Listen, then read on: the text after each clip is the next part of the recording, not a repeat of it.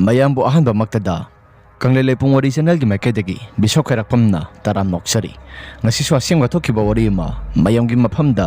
khudol tamjaragi haiduna puduna laksari wari asi lithok sarapa matamda shokhiba langkhiba kaya yaropasu mayamna nungsibiduna ngakpi haiduna jari aduga amana channel asibu mapung phanba matamda saruk yabibo oina adomadomna like amadi subscribe share to birom haiduna jari subscribe to ba matamda adomadomna bell icon dusu on to birom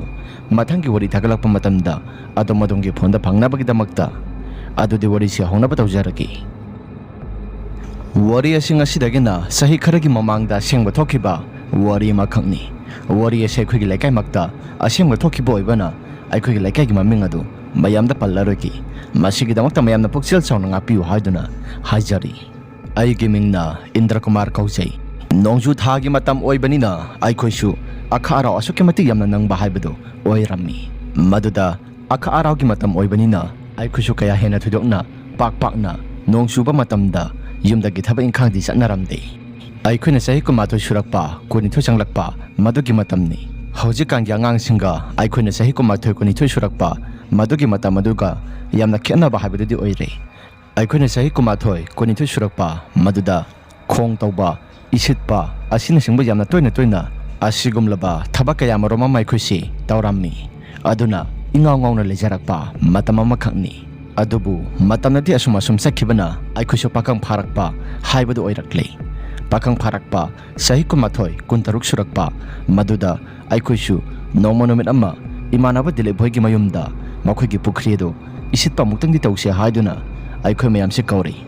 pulapna aikhoi tarani imanaba aduga makhoigi laikai gi miyoisingna khara yauri isipado hek haurakpa matam maduda ikhang khangawdana nong adu hauba horklami lakliba nong adusu kumgi ahanba nong aigadoribani maduda aikhoisu ising sipado yagadra haiduna wakhalda khalami adubu upaidi laiti nong adu yamna mamna lakpa maramna khitang thuna yangna karaklo loisinaba tawrase hairaga aikhoisu karakle adubu ising sipadudi mapung phana loisimba haibadudi oihogdre adumna karaklaga aikhoisu iru maithalujaba loisilli adugu yumda sanapagitamakta aikhoina thorang kaya maroma matawrakle adubu imanaba diluki mamana insang ahoba masaki si hairaga aikhoibu khamge haiduna tawi maduda imanaba diluki mamada aikhoi mayam sanglaga imanga sigidi thengli hayang gyantana phajana pokri singse pase losilaga sana boina tawrase hairaga aikhoisu hairami asomna khitang thuna yangna salase hairaga aikhoi yum tamna lakpa horkle imanaba singadusu magi yumda khitang thuna yangna yownabani haiduna makhoisu khitang thuna yangna parap lakpa horakle khongthang adusu yangna lakhiba maramna yum yokhiba khangaude imanaba singsu magi mayum singda loina changhore aisu aigi yumda satnabagi damakta khitang thuna yangna lakle adumna hek lakpada aikhoigi yum adusu yore aikhoigi yum adu yorabanina khitangdi wakal senena tare aina yum hek yobadagi hauraga nong adusu ikhang khangogdana suthaba horakle akha ara magalonena kumgi nong adudi ahanba tarakpasu oiba maramna nong adu khara kanna yamhina thoidok pathona tarakpadi oite adubu ahingi matamdang hakti lepure aduga nonga lamdagi matamda nong adu numisu pama sungleptana taba haibadu eraklami adubu imanaba dilibhoigi makhoigi pukrigi ising sipadudi nong adu suraklabanina satpadi adre haiduna aikhoisu amata satlamde nongma ina aikhoigi pupu asi masangamde haiduna hidagoli leiba satlami maduda aikhoigi laikai hidagoli yonba dukana silai tapa maramna dilip hoigi laikai satlami aina sapa matam maduda dilip si thengnaba haibadu oirami dilipna itaubi pokrigi ising adu nong suba maramna sipasi adongande aduna nong suba si pharaba matungda sitna poina tawrasi imanaba dilipki wahaiduda isu hoi bai haiduna khumlami madugi matungda aisu yumda halakpaduda nong asi sumong ama tawe hairaga khitang thuna yangna lakle aina yumda lakpa matamda aigi hek maningda aikhoi lekai gi iyamba ibohaladu mahaki masanu pagalonana laklami iyamba ibohalda aina kedobo lakpano hairaga hanglami maduda iyamba ibohalna isanupi ahladu nare aduna hidagoli leiba laklambani hairaga ingonda hairaklami maduda iyamba ibohalda ina iyamba khitang thuna yangna ai halamagi ai pupudu hidak guli chadrabadi masado karigumba amadi tahore hairaga iyamba Ibolhdagi aina kitang thuna yangna lakli adubu iyamba Ibolhdo aigi tung thangba sarok aduda laobani aina khongthang asi kitang thuna yangna thangi haibagi wani iyamba Ibolhdi mahaki satina do yorakpanina kaya kan hena thudongna satpa haibadudi oiramde taping satpa haibadudi oiramde mahakti sumnagi sumna leba akanba khalaga salami adubu aidi khanbagi mathok tadre hairaga akangba khara leba jaga singda song duna akangba jaga khan duna isu kitang thuna yangna yumda bu yoradi hairaga laklami tanza aduda nong asu ikhangduna suba horakle akha arawmaga loinana adubu aidi yumgi konthong odo hek yoba matam aduda nong asisu yamna khana khaklami nong khakpa matam aduda aisu braja tarabra haiduna isasi paktharaga ngyaktang di lairami adubu kaisu hena thudokpa tawdaba maramna aisu yumda kitang thuna yangna sensilli adubu ngahaki matungda amukasu hena yamna khana khaklaga braja amasu taabagi matawkum yamna khana makholadu taaba horakle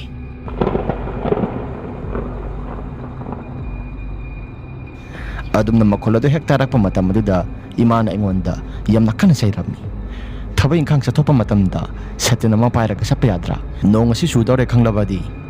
yumgumba amada sangsilaga ngihaktang su tuplaga leiba yadra hairaga imana ingonda hairaklammi maduda imada aina ima hausi wadi yamna khana takhriba dubu brajagumba oiramdra anirak pukarino thangna asumna hidaguli mayam singadu imada aina loina pisilli aduga aigi sada soliba mayam singadu loina taithokle aina adum hek taithokpa matamaduda phirol singadu su loina hongdokpa haibadu oire adubu ngahaki matungda nongado khara patharaba matung nongado thili amuksu suba horakle ngihaktangi matungda nongado su amuk sablepkhre nongado sablepkhiba matamaduda laikai gi miyamsu marang tawraga aikhoi mamang thangba sarukta koisen senaduna laikai gi miyoi singado masa singda sarang nabagi mongda taping yamna phingna senba haibadu eraklami aikhoi su tawriba mataw kaya singaduda kaidoba yaurage hairaga laikai gi yamba mada laurammi maduda laikai gi yamba mana mamang laikai gi Ibolhdo brajana thabadagi lambi sorokta taraga lehore hairaga hairaklammi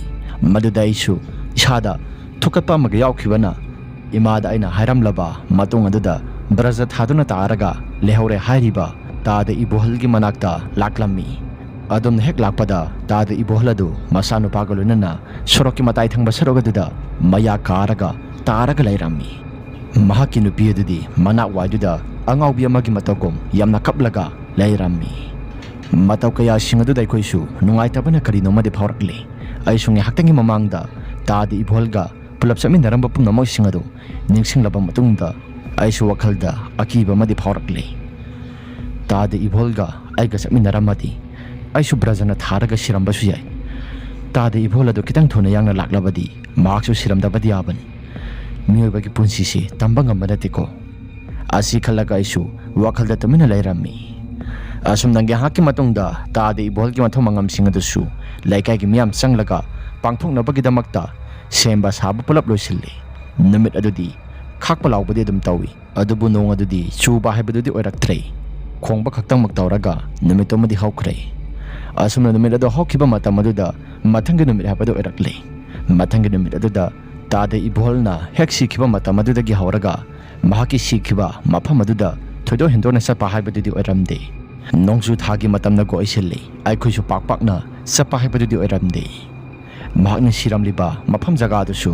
makhoigi konthong yokadaba thongal ama watlingaida siramlibani adubu laikai asida ta Ibolha se hek sikhiba matam adudagi hauraga aikhoisu mapalipan thokpadu yamna kinari madu khakta sunatana ahing thengna mamna halakpa matamda mahakna siramliba mafam aduda angang masa amaga ahal amaga lepagi matawama tawba ui haiduna laikai gi miyosingna haiba sibon ngangnaba horaklammi laikai gi miyosingna sibon ngangnaba horakpa matamda laikai gi miyosingadusu mafam jagado lalaga sapada masada karigumba kharadi phaurakpa adugumlaba kayagumba ama tawba horaklammi adubu makhoina hainariba pumnamak singadu kaya kan hena thudokna thajaw haibadi yaramde maramde aisi lagi tingi maramda kaya kan hena thudokna thajaba misak haibadudi oiramde aduna makhoina ngangnariba pumnamak singadu aisu mawa amata lawba haibadudi oiramde nongma numit ama nong adusu khara pathaba numit ni nungsagi mangal su khara phangya haiduna ꯂꯩꯀꯥꯏꯒꯤ ꯏꯃꯥꯟꯅꯕꯁꯤꯡꯗꯤ ꯌꯥꯎꯗ꯭ꯔꯤ ꯍꯥꯟꯅ ꯑꯩꯒ class ꯃꯥꯟꯅꯃꯤꯟꯅꯔꯛꯄ high school ꯂꯥꯏꯐꯇ class ꯃꯥꯟꯅꯃꯤꯟꯅꯔꯛꯄ ꯏꯃꯥꯟꯅꯕꯁꯤꯡ ꯑꯗꯨꯅ ꯆꯥꯛ ꯆꯔꯥ ꯑꯃꯗꯤ ꯆꯥꯃꯤꯟꯅꯁꯦ ꯍꯥꯏꯗꯨꯅ ꯍꯥꯏ ꯁ꯭ꯀꯨꯜ ꯂꯥꯏꯐꯇ ꯃꯥꯟꯅꯔꯛꯄꯁꯤꯡ ꯑꯗꯨ ꯆꯥꯃꯤꯟꯅꯁꯦ ꯍꯥꯏꯗꯨꯅ ꯑꯩꯈꯣꯏꯁꯨ ꯍꯥꯏꯅꯔꯝꯃꯤ ꯑꯗꯨꯕꯨ ꯑꯩꯈꯣꯏꯒꯤ ꯂꯩꯀꯥꯏꯗ ꯀ꯭ꯂꯥꯁ ꯃꯥꯟꯅꯃꯤꯟꯅꯔꯛꯄ ꯏꯃꯥꯟꯅꯕ 3ꯈꯛ ꯌꯥꯎꯏ ꯃꯈꯣꯏꯗꯤ ꯃꯇꯝ ꯑꯗꯨꯗ ꯊꯕꯛ ꯑꯃꯠꯇ ꯁꯪꯗꯦ ꯍꯥꯏꯗꯨꯅ ꯑꯃꯠꯇ ꯌꯥꯎꯔꯝꯗꯦ ꯑꯩꯗꯤ ꯀꯔꯤꯁꯨ ꯍꯦꯟꯅ ꯊꯣꯏꯗꯣꯛꯄ ꯊꯕꯛ ꯇꯧꯗꯕꯅꯤꯅ ꯅꯨꯃꯤꯠ ꯑꯃꯗꯤ ꯌꯥꯎꯒꯦ ꯍꯥꯏꯗꯨꯅ ꯏꯃꯥꯟꯅꯕꯁꯤꯡ ꯑꯗꯨꯗ ꯍꯥꯏꯔꯝꯃꯤ ꯑꯗꯨꯕꯨ ꯅꯨꯃꯤꯠ ꯑꯗꯨ ꯑꯩꯈꯣꯏꯁꯨ ꯒꯥꯔꯤ ꯇꯧꯔꯒ ꯀꯣꯏꯕ ꯂꯥꯡꯕ ꯇꯧꯕ ꯃꯔꯝꯅ ꯂꯝ ꯑꯗꯨ ꯈꯔ ꯌꯥꯝꯅ ꯆꯠꯀꯗꯧꯔꯤꯕꯅꯤ ꯑꯗꯨꯕꯨ ꯈ꯭ꯋꯥꯏꯗꯒꯤ ꯃꯔꯨ ꯑꯣꯏꯅ ꯑꯩꯈꯣꯏꯒꯤ ꯂꯩꯀꯥꯏ ꯑꯁꯤ ꯂꯩꯔꯛ ꯑꯣꯏꯅ ꯂꯩꯕ ꯃꯔꯝꯅ ꯂꯥꯏꯟ ꯒꯥꯔꯤ ꯆꯠꯄ ꯍꯥꯏꯕꯗꯨꯗꯤ ꯑꯣꯏꯔꯝꯗꯦ ꯑꯗꯨꯅ ꯂꯩꯔꯛ ꯃꯆꯤꯟ ꯐꯥꯎꯕꯗ ꯈꯣꯡꯅ ꯑꯗꯨꯃꯛ ꯆꯠꯀꯗꯧꯔꯤꯕꯅꯤ ꯅꯨꯃꯤꯠꯇꯣ ꯑꯩꯁꯨ ꯈꯤꯇꯪ ꯊꯨꯅ ꯌꯥꯡꯅ ꯂꯣꯏꯁꯤꯜꯂꯤ ꯑꯗꯨꯒ ꯆꯠꯅꯕꯒꯤꯗꯃꯛꯇ ꯑꯩꯁꯨ ꯂꯩꯔꯛ ꯃꯆꯤꯟ ꯐꯥꯎꯕꯗ ꯊꯣꯛꯅꯕꯒꯤꯗꯃꯛꯇ ꯁꯦꯝꯕ ꯁꯥꯕ ꯄꯨꯝꯅꯃꯛ ꯇꯧꯔꯦ ꯏꯃꯥꯗꯒꯤ ꯄꯩꯁꯥꯗꯨ ꯂꯧꯔꯕ ꯃꯇꯨꯡꯗ ꯑꯩꯁꯨ ꯆꯥꯛ ꯆꯥꯅꯅꯕꯒꯤꯗꯃꯛꯇ ꯊꯣꯔꯛꯂꯦ ꯑꯩꯅ ꯑꯗꯨꯝꯅ ꯊꯣꯛꯂꯛꯄꯗ ꯇꯥ ꯏꯕꯣꯍꯜꯅ ꯁꯤꯈꯤꯕ ꯃꯐꯝ ꯖꯒꯥꯗꯨ ꯋꯥꯄꯜ ꯃꯔꯛ ꯑꯗꯨꯗ ꯑꯩꯁꯨ ꯍꯥꯏꯐꯦꯠꯇꯤ ꯌꯦꯡꯁꯤꯜꯂꯨꯔꯦ ꯑꯗꯨꯝꯅ ꯌꯦꯡꯁꯤꯜꯂꯨꯕ ꯃꯇꯝ ꯑꯗꯨꯗ ꯏꯁꯥꯁꯦ ꯀꯔꯤꯒꯨꯝꯕ ꯈꯔꯗꯤ ꯐꯥꯎꯕꯗꯤ ꯍꯧꯔꯛꯂꯦ ꯑꯗꯨꯕꯨ ꯀꯌꯥ ꯀꯟꯅ ꯍꯦꯟꯅ ꯊꯣꯏꯗꯣꯛꯅ ꯅꯥꯆꯨꯡꯕ ꯍꯥꯏꯕꯗꯨꯗꯤ ꯑꯣꯏꯗꯅ ꯑꯗꯨꯝ ꯂꯥꯛꯂꯦ ꯃꯁꯤꯒꯤ ꯃꯇꯨꯡ ꯇꯥꯔꯛꯄꯗ ꯏꯃꯥꯟꯅꯕꯁꯤꯡ ꯑꯗꯨꯁꯨ ꯑꯩꯈꯣꯏꯒꯤ ꯂꯩꯔꯛ ꯃꯆꯤꯟꯗ ꯍꯦꯛ ꯌꯧꯕ ꯃꯇꯝꯗ ꯂꯧꯕ ꯂꯥꯛꯂꯦ ꯃꯈꯣꯏꯅ ꯂꯧꯕ ꯂꯥꯛꯄꯗ ꯅꯨꯃꯤꯠ ꯑꯃꯗꯤ ꯑꯩꯈꯣꯏꯁꯨ ꯌꯥꯝꯅ ꯅꯨꯡꯉꯥꯏꯅ ꯏꯃꯥꯟꯅꯕꯁꯤꯡꯅ ꯄꯣꯔꯛꯂꯤꯕ ꯒꯥꯔꯤ ꯚꯦꯟ ꯑꯗꯨꯗ ꯑꯩꯈꯣꯏ ꯃꯌꯥꯝꯁꯨ ꯅꯨꯡꯉꯥꯏꯅ ꯂꯥꯡꯉꯒ ꯆꯠꯄ ꯍꯥꯏꯕꯗꯨ ꯑꯣꯏꯔꯝꯃꯤ ꯑꯁꯨꯝꯅ ꯃꯐꯝ ꯀꯌꯥ ꯑꯩꯈꯣꯏꯁꯨ ꯀꯣꯏꯕ ꯂꯥꯡꯕ ꯇꯧꯔꯨꯔꯦ ꯑꯗꯨꯕꯨ ꯃꯐꯝ ꯖꯒꯥ ꯆꯥꯕ ꯑꯃꯗ ꯒꯥꯔꯤꯗꯨ ꯈꯥꯝꯃꯒ ꯆꯥꯅ ꯊꯛꯅꯕ ꯇꯧꯔꯁꯤ ꯍꯥꯏꯔꯒ ꯑꯩꯈꯣꯏ ꯃꯌꯥꯝꯁꯨ ꯆꯥꯕ ꯊꯛꯄ ꯇꯧꯔꯒ ꯅꯨꯃꯤꯗꯥꯡ ꯋꯥꯏꯔꯝꯒꯤ ꯃꯇꯝ ꯑꯗꯨꯗ ꯌꯨꯝꯗ ꯍꯟꯅꯕ ꯇꯧꯅꯔꯁꯤ ꯍꯥꯏꯔꯒ ꯑꯩꯈꯣꯏꯁꯨ ꯌꯨꯝꯗ ꯍꯟꯅꯕ ꯇꯧꯔꯛꯂꯦ ꯑꯗꯨꯕꯨ ꯏꯃꯥꯟꯅꯕꯁꯤꯡ ꯑꯗꯨꯗꯤ ꯅꯣꯡ ꯐꯥꯗꯣꯛꯀꯤ ꯋꯥꯅꯤ ꯈꯤꯇꯪ ꯃꯝꯅ ꯍꯟꯁꯤ ꯍꯥꯏꯔꯒ ꯃꯈꯣꯏꯁꯨ ꯍꯥꯏꯅꯔꯛꯂꯦ ꯑꯁꯨꯝꯅ ꯆꯥꯛ ꯏꯁꯤꯡ ꯆꯥꯕ ꯂꯣꯏꯁꯤꯜꯂꯕ ꯃꯇꯨꯡ ꯑꯗꯨꯗ ꯑꯩꯈꯣꯏꯁꯨ ꯌꯨꯝꯗ ꯍꯟꯅꯔꯛꯂꯦ ꯌꯨꯝꯗ ꯍꯜꯂꯛꯄꯗ ꯃꯈꯣꯏꯅꯗꯤ ꯍꯥꯏꯖꯩ ꯀꯣꯟꯊꯣꯡ ꯑꯁꯤ ꯈꯤꯇꯪꯗꯤ ꯌꯥꯝꯅ ꯂꯥꯞꯄꯤ ꯅꯈꯣꯏꯒ ꯑꯗꯨꯅ ꯂꯩꯔꯛ ꯑꯁꯤꯗ ꯒꯥꯔꯤ ꯑꯁꯤ ꯊꯧꯖꯤꯜꯂꯒ ꯊꯤꯜꯂꯝꯃꯒꯦ ꯍꯥꯏꯔꯒ ꯃꯈꯣꯏꯅ ꯑꯩꯕꯨ ꯍꯥꯏꯔꯛꯂꯝꯃꯤ ꯃꯗꯨꯗ ꯑꯩꯅ ꯅꯈꯣꯏ ꯑꯗꯨꯝ ꯍꯟꯖꯔꯣ ꯑꯗꯨꯝ ꯊꯦꯡꯂꯅꯤ ꯑꯩꯁꯨ ꯑꯩ ꯏꯊꯟꯇ ꯍꯟꯈ꯭ꯔꯒꯦ ꯍꯥꯏꯔꯒ ꯃꯈꯣꯏꯗ ꯊꯥꯗꯣꯛꯈꯤꯔꯝꯃꯤ ꯑꯁꯨꯝꯅ ꯉꯥꯏꯍꯥꯛꯀꯤ ꯃꯇꯨꯡꯗ ꯑꯩꯁꯨ ꯈꯣꯡꯊꯥꯡ ꯑꯗꯨ ꯇꯞꯅ ꯊꯥꯡꯕ ꯍꯧꯔꯛꯂꯦ ꯑꯩꯅ ꯂꯥꯛꯄꯗ ꯅꯨꯃꯤꯗꯥꯡꯒꯤ ꯄꯨꯡ 9 ꯇꯥꯔꯝꯗꯥꯏꯒꯤ ꯃꯇꯝꯅꯤ ꯄꯨꯡ ꯑꯁꯤꯁꯨ ꯊꯦꯡꯉꯦꯅꯦ ꯇꯧꯔꯤꯁꯦ ꯈꯤꯇꯪ ꯊꯨꯅ ꯌꯥꯡꯅ ꯆꯠꯇ꯭ꯔꯒꯗꯤ ꯌꯥꯔꯔꯣꯏ ꯑꯗꯨꯕꯨ ꯌꯥꯡꯅ ꯆꯠꯄ ꯍꯥꯏꯁꯤꯁꯨ ꯂꯝꯕꯤ ꯑꯁꯤ ꯅꯣꯡ ꯆꯨꯈꯤꯕꯒꯤ ꯂꯩꯈꯣꯝ ꯂꯩꯅꯥꯡ ꯃꯌꯥꯝ ꯑꯗꯨꯅ ꯆꯠꯐꯝꯒ ꯑꯃꯠꯇ ꯈꯪꯂꯣꯏꯗ꯭ꯔꯤꯕꯅꯤ ꯇꯧꯔꯤꯁꯦ ꯑꯁꯤ ꯈꯜꯂꯒ ꯑꯩꯁꯨ ꯂꯥꯛꯄ ꯍꯧꯔꯛꯂꯦ ꯑꯗꯨꯕꯨ ꯃꯈꯥ ꯄꯥꯡꯕꯗꯒꯤ ꯍꯧꯔꯒ ꯅꯣꯡ ꯑꯗꯨ ꯂꯥꯛꯄꯒꯤ ꯃꯇꯧꯒꯨꯝ ꯅꯣꯡ ꯑꯗꯨ ꯈꯔ ꯃꯃꯤꯠ ꯈꯥꯛꯄ ꯍꯧꯔꯛꯂꯝꯃꯤ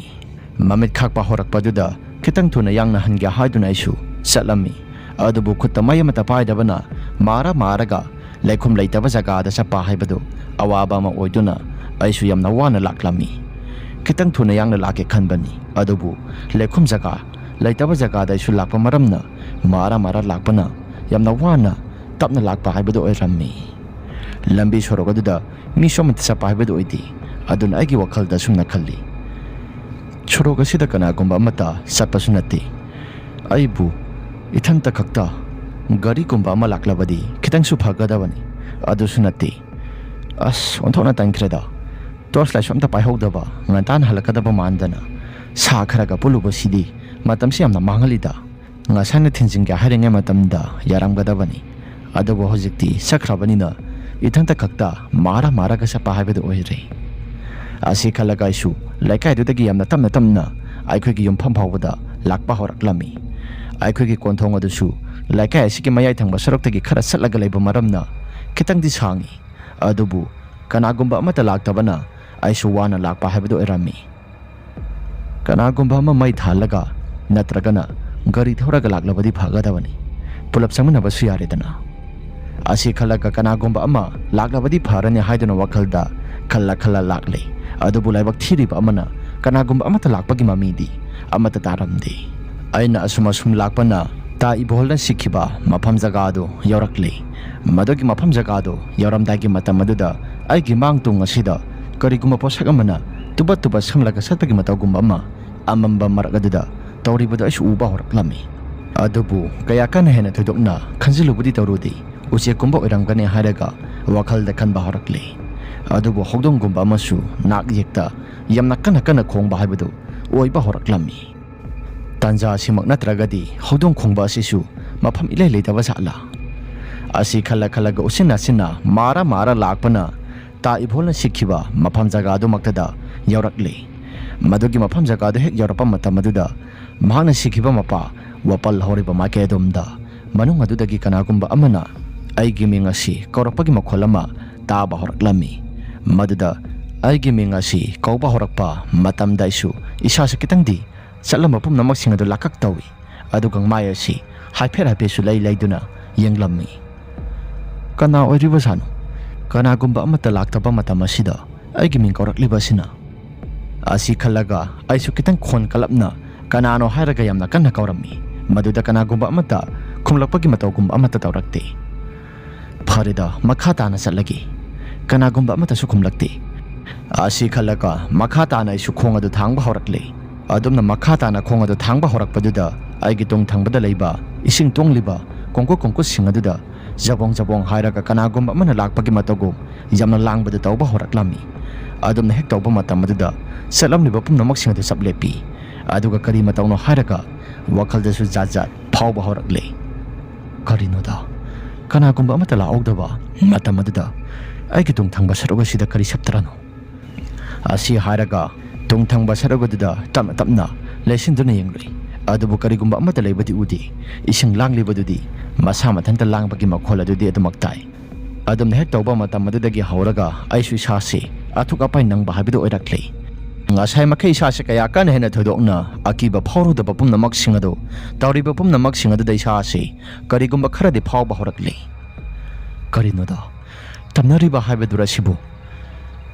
asi khalaga aisi mang thangba maikai domda maya silai thoktuna yengba matamda mang thangba saragududa pumamdi mami tawbadabu aina uriba mitam madudi akibagi masakni nupa amagi mitamda sapsana lepi aduga makhut oi thangbada angang amagi matawgum makhut samlaga pulap lepminabadu aisu uba horaklami uriba mitam aduga aiga lapnabagi changasi yam hena thodok pathokna lapnabadi oide saurakna fitara mangamuki changdi lapna ranggadaba mali aisu tawriba mataw kaya singaduda isada pakhatana khamthengle aduga maisu mata thanba nate mami sami oina amamba maragaduda ubani yamna mayek singna ubamakti nate aisu isasi kiduna lepaga leiringaida nong asisu khakpa horakle nong khakpa horakpaduda mayek sing uba habadu orakle karino asidi asi hairaga aisi wa makhata na mata ngangba thokhidre lebliba mitamadidi muksuk muba makhai masi amata lengdana adum tumina lepa uriba mataw kaya singaduda isu isa se pakapa thukape mankhibuna wa makhata na amata ngangba thokhidre wa ngangba thokhidraga su wakhalda dikari gumba kharadi jaja khanba horakle aibu mafam asimaktada siba soidraba sala masigi numesi aigi aroiba namit haibadu oikadawriba satla asi khalaga isu wakhalda jajat khanba horakle adamna isada wangangba amata thokpa haibadudi oiramdi mangda uriba mitamadusu asumasum yengba matamaduda lengbadongna su tawi ngaktang hando hanjin koisa chapagi mataw kaya marom mama tawramlaba matung aduda aigi tung thangba saruk asida gari light ama kapagi mami ama urakpa matamaduda mafam marang khangdana swailauna mangkherami adumna mangkiba matamaduda isasi kitangni ne tajaba haibadu oirakle adubu kibadudi kya kana hena thudukna phaba haibadudi oiramdri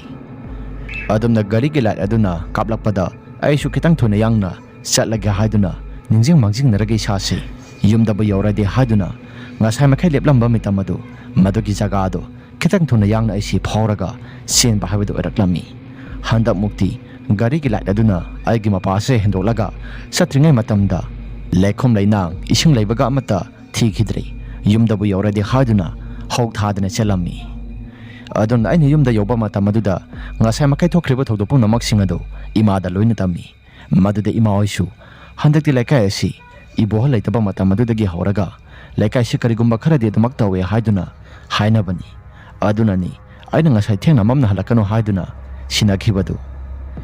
asi harakpa matamaduda aisu makhata na thengna mamna aikhoi laikai sida halaklaroi haiduna wakhalda khankre adubu ta ibolgi swararasi mapung phana lo sindringai matam madudani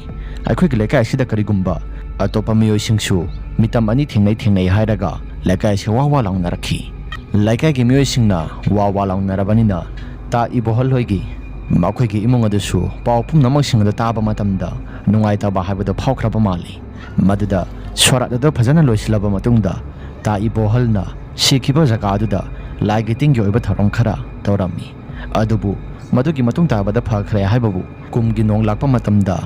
ꯃꯔꯛꯇꯁꯨ ꯀꯅꯥꯒꯨꯝꯕ ꯃꯤꯑꯣꯏ ꯑꯃꯅꯤꯗꯤ ꯊꯦꯡꯅꯕꯗꯤ ꯑꯗꯨꯃꯛ ꯌꯥꯎꯏ ꯍꯥꯏ꯫ ꯑꯗꯨꯕꯨ ꯍꯥꯟꯅ ꯁꯣꯔꯣꯛ ꯑꯁꯤꯗ ꯆꯠꯄ ꯃꯤꯑꯣꯏ ꯈꯨꯗꯤꯡꯃꯛꯇ ꯊꯦꯡꯅꯕ ꯍꯥꯏꯕꯗꯨꯗꯤ ꯑꯣꯏꯔꯝꯗꯦ꯫ ꯃꯗꯨꯒꯤ ꯃꯇꯨꯡꯗ ꯂꯥꯏ ꯈꯨꯔꯝꯂꯕꯁꯨ ꯑꯃ ꯃꯊꯦꯡꯗ ꯀꯌꯥ ꯀꯟꯅ ꯍꯦꯟꯅ ꯊꯣꯏꯗꯣꯛꯅ ꯄꯥꯛꯅ ꯆꯠꯄ ꯍꯥꯏꯕꯗꯨꯗꯤ ꯑꯣꯏꯔꯝꯗꯦ꯫ ꯆꯠꯄ ꯇꯥꯔꯕꯁꯨ ꯃꯤ ꯑꯅꯤ ꯃꯥꯟꯅꯔꯒ ꯆꯠꯂꯝꯃꯤ꯫